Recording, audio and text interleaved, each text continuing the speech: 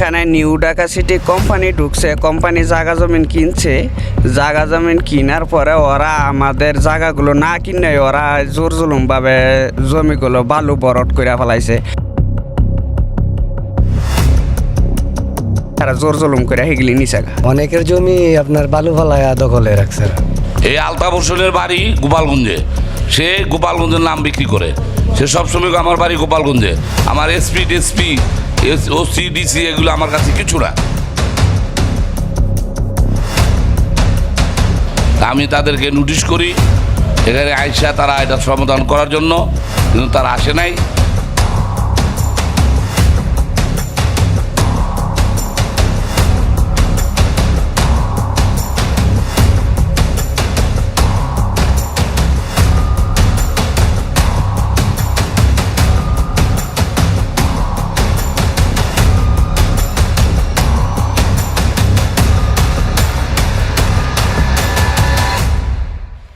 প্রিয় দর্শক, বাংলা টিভি 71 এই মুহূর্তে যারা উপভোগ করছেন সকলকে জানাচ্ছি শুভেচ্ছা, অভিনন্দন।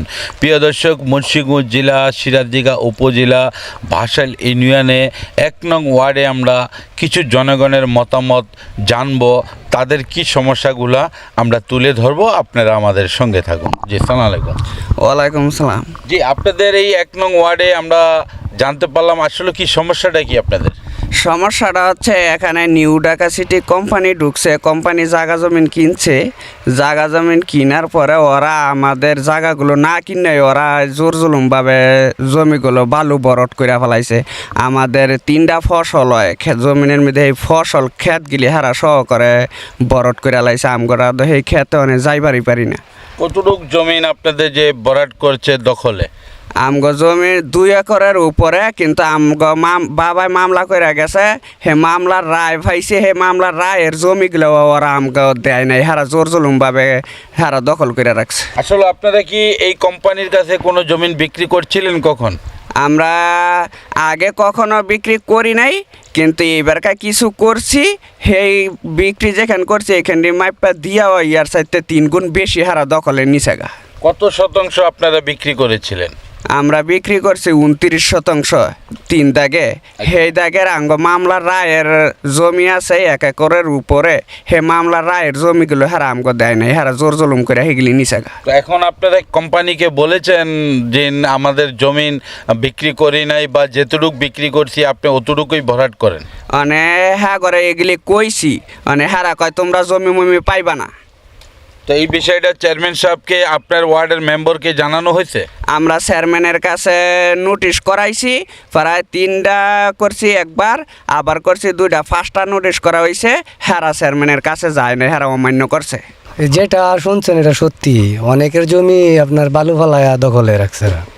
অনেকের মাইপা দেয় নাই, কিছু লোক এরা বলছে যে কিনে নিব, কিনেও নেয় নাই, এইভাবে হারা রাখছে। তো আপনার কি জমিন আছে এখানে? হ্যাঁ আছে। আপনার কতটুকু জমিন? আমাদের আছে 56%। 56% কি বিক্রি করেছিলেন? না। হ্যাঁ না, তাহলে 56% জমিনও দখল করেছে। এরা দখলে তো এই বিষয়টা কি চেয়ারম্যান সাহেবকে জানানো হয়েছে? জানাচ্ছিলাম, আমি নোটিশও দিছিল, যায় না এরা। পরপতি চেয়ারম্যানকে জানানো হয়েছে? হ্যাঁ। চেয়ারম্যান সাহেব কি বলেছে? বলছে যে হ্যাঁ নোটিশ পাঠাইছিল, ও করার পরে যায় নাই কা। তাই? হ্যাঁ। প্রিয় দর্শক, এই মুহূর্তে আমরা 1 নং ওয়ার্ডে কিছু জনগণের মতামত জানতে পারলাম। একটি কোম্পানি যে এখানে ঢুকেছে, সেই কোম্পানি কিছু জমিন তারা খরিদারি করেন, আর বাকি জমিনগুলা বালু ভরাট করে দখলে নিচ্ছে। তো তারা এলাকার জনগণ নিরুপায় হয়ে ইউনিয়নের চেয়ারম্যানকে অবগত করা হয়েছে। তো এখনও পর্যন্ত 3টা নোটিশ কোম্পানিকে দেওয়া হয়েছে, এখনও পর্যন্ত তারা কোনো জবাব দিচ্ছে না। তো এই বিষয়টা আমরা কিছু জনগণের মতামত জানতে পারলাম। আপনারা দেখতে পাচ্ছেন যে ওই সামনে রয়েছে আশ্রয়কেন্দ্র সম্মুখী জমিনগুলা। আসলে এটি মালিকানা জমিন, দীর্ঘদিন যাবৎ তারা এই জমিনের মালিক। আমরা কিছু জানতে পারলাম জনগণের থেকে যে কিছু জমিন যদি খরিদারি করেন, বাকি জমিনগুলা তারা ভরাট করে তাদের আয়ত্তায় নিয়ে আসে। জমিনের মালিক যদি প্রতিবাদ করতে যায় তাহলে তাদেরকে বলে কি না যে তোমাদের কোনো জমিন নেই। কিন্তু প্রশ্ন আসে একটাই, যে জমিন যদি না থাকতো তাহলে তারা কিছু কিছু জমিন যে খরিদারি করলো, তো কিসের বলে করলো? নিশ্চয়ই তাদের জমিন, বাপদাদার আমলের জমিনগুলা দীর্ঘদিন তারা ফসল করত। এখানে দেখতে পাচ্ছেন যে পুরাটি একটা বিলের মতন, যে ধান বা পাট বিভিন্ন ফসল তারা করত।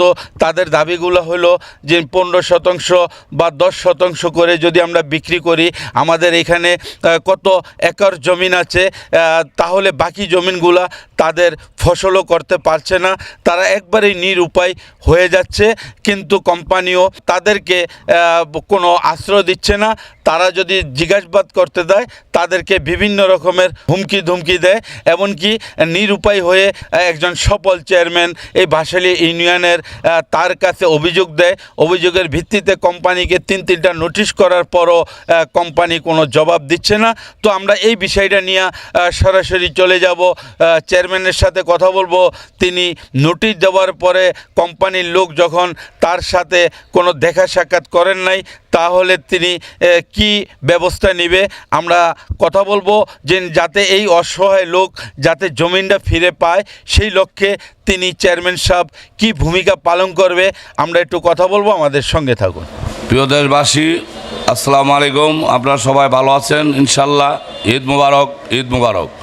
নিউ ঢাকা সিটি নামে একটি প্রজেক্ট চর গোলগুলিয়া মৌজায় অবস্থিত। এখানে তারা জমিন কিছু কিনেছে, আমার মনে হয় 30-35 পাখি জমিন কিনেছে আর কি, মোটামুটি বোঝা যায় আর কি 30-35 বা 40 পাখি হবে। ইয়াতে তারা প্লট বিক্রি করছে কমসে কম নিচে 2000 প্লট, 2-3 হাজার প্লট। কিন্তু তারা এখন গ্রাহকদেরকে জায়গা বুঝাই দেওয়ার জন্য অন্য মানুষের অন্য এলাকার লক্ষ্মীশ্বর রাজ্জাক মিয়ার জমিন, করিম রহিমের জমিন, তারপরে শহীদুল্লাহর জমিন, আমার কাছে যে অভিযোগ আসছে এগুলা তারা না কিনে বা বালু বলট করে ফেলেছে। তা আমি তাদেরকে নোটিশ করি এখানে আইসা তারা এটা সমাধান করার জন্য, কিন্তু তারা আসে নাই। তারা আরও বড় বড় নেতাদের নাম, আরও অনেক বড় বড় অফিসারদের নাম বিক্রি করে এখানে প্রজেক্ট করতেছে। মানে তাদের কথা হলো তাদের মতো জমিন দিতে হবে, তাদের জমিন যদি মতো না দেয় তাহলে তারা বালুর বরট করে তারা দখল করে নেবে, এটা তাদের মুখের কথা। তার যে ফয়সাল নামে এক ছিল এই ম্যানেজার, আমি ফয়সালের সাথে কথা বলেছি, ফয়সালকে অনেকবারও বলেছি যে ফয়সাল তুমি এই জমিনগুলা সমাধান করো, কিন্তু ওরা আমার কোনো কাতই কর্ণপাত করে নাই বা আমার সাথে কোনো কথা বলে নাই। তো এখন ওই লক্ষ্মীশ্বরের মানুষ খুব বেকায়দায় আছে, কিন্তু তাদের নিজস্ব বাপের গেলে জমিন এখন ঢাকা সিটি দখল করে নেওয়ার চেষ্টা করছেন। কিন্তু কিছু খার জমিনও তারা দখল করেছিল।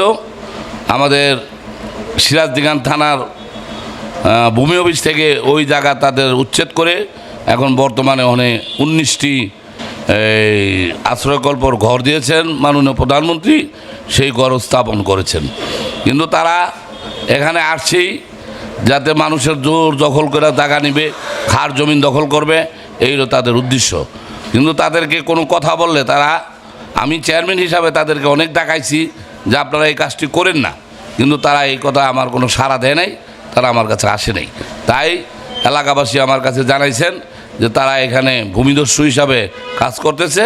তাই আমি তাদেরকে পদক্ষেপ নেওয়ার জন্য আমি সাংবাদিক ভাইদেরকে সবাইকে বললাম যাতে এই গরিব মানুষের জমিনগুলো ফেরত পায়, সেই ব্যবস্থায় আপনারা নেবেন। যে আরেকটি বিষয় জানতে চাবো চেয়ারম্যান সাহেব, আসলে এই যে কিছু লোকের কিছু জমিন খরিদারি করছে কোম্পানি, আর বাকি জমিনগুলো যে ভরাট করছে, আমরা স্পটের কিছু ফুটেজগুলো নিয়ে আসলাম। আসলে মাননীয় প্রধানমন্ত্রী জননেত্রী শেখ হাসিনা ঘোষণা দিয়েছে কোনো ফসল জমিন ভরাট হবে না। সেই ধারাবাহিক লক্ষ্যে তারা যে এই জমিনগুলো ভরাট করছে ফসল, তারা কৃষিরা আমাদের কাছে অভিযোগ দিল যে তারা ফসল করত, এখন ফসল থেকেও বঞ্চিত হচ্ছে। এই বিষয়টা আপনি কিভাবে দেখছেন? এভাবে এসে এখানে 3 ফসলি জায়গা, এখানে 3টা ফসল হইতো। 3টা ফসল হলে মনে করেন জনগণ খুব উপকৃত হইতো।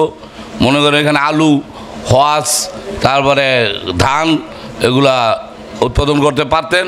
কিন্তু তাদের এই বালু বরটের জন্য অনেকের জমিনে অনেকে চাষাবাদ করতে পারতেছে না, কিন্তু তারা তো কারো কথা মানে না, তারা কারো কথা শোনে না।